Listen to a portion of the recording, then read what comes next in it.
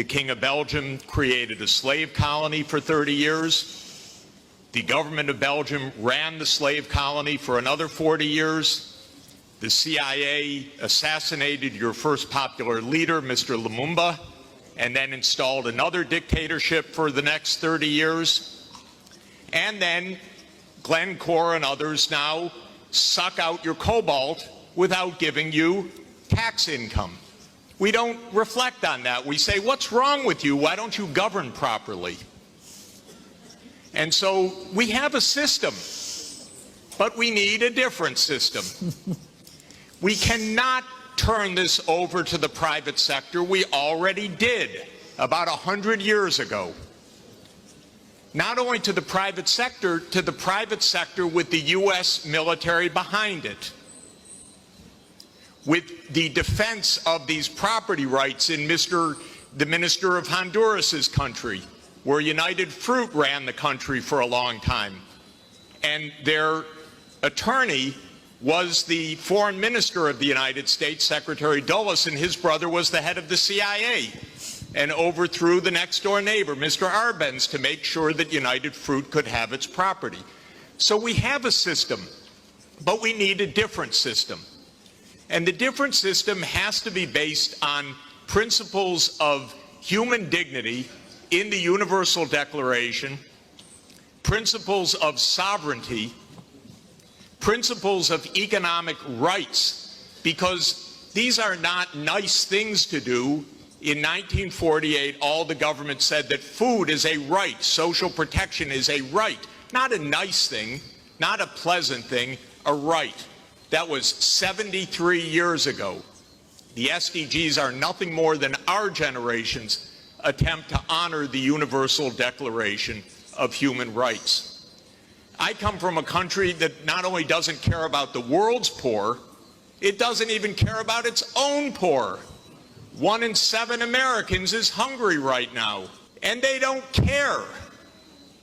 I mean, the poor people care, but one political party, all it cares about is cutting taxes for the rich and filibustering any solution. So we're in a world that's really tough. The private sector is not going to solve this problem.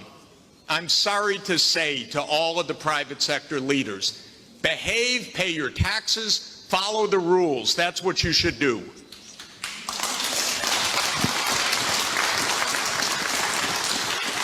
And what the governments should do is the following. They won't, but they should. First, the G20 should become the G21 by inviting systemically the chairperson of the African Union and the African Union to be the 21st country.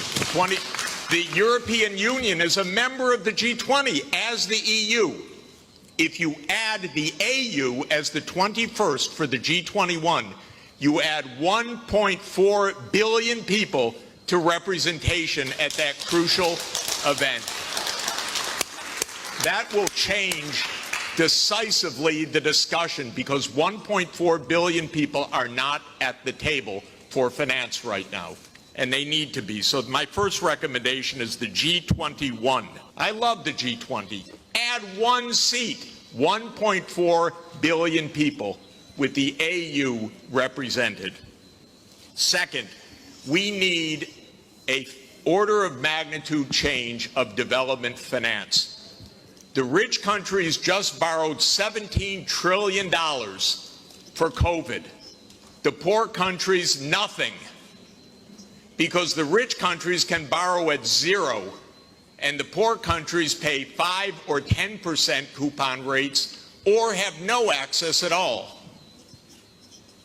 So the world exposed its grotesque inequality this past year and a half. Rich countries didn't say, we tighten our belts, why don't you? My country spent $7 trillion of emergency funding, not one penny for anybody else, by the way.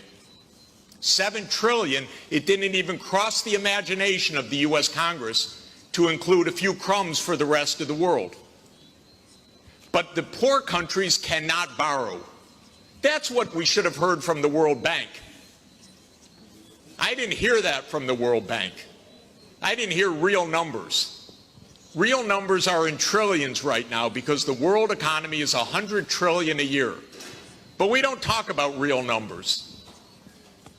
But my job, all I know in this world is long division. Divide by 100 trillion and then see whether you're talking about something real or not. By the way, for COVID vaccines, what we really need is for the United States to sit down with China, with Russia, with the European Union and the UK one day around the table and allocate these vaccines rather than hoarding them. That's all it would take. The final thing is we need the UN as the core and central institution of this world, period. Because this is the only way we're going to have a civilized world is a strong UN. And it cannot be that the whole UN budget is less than my neighborhood's budget in New York. The UN core budget this year is $3 billion. New York City's budget is $100 billion. And then we say, why don't things work well? Because the rich are hoarding everything. Final point, rather than our 3 billionaires going in space, well, they could go into space and stay there and leave their money behind. That would be one idea. But another idea is we have 2,775 billionaires on the current list. Their combined net worth, 2,700, is $13.1 trillion. Now, I have it on good authority, you don't need more than $1 billion to be comfortable. But they have an excess of $11 trillion over just the $1 billion. So we should be taxing that and having a civilized world. Thank you. Jeffrey.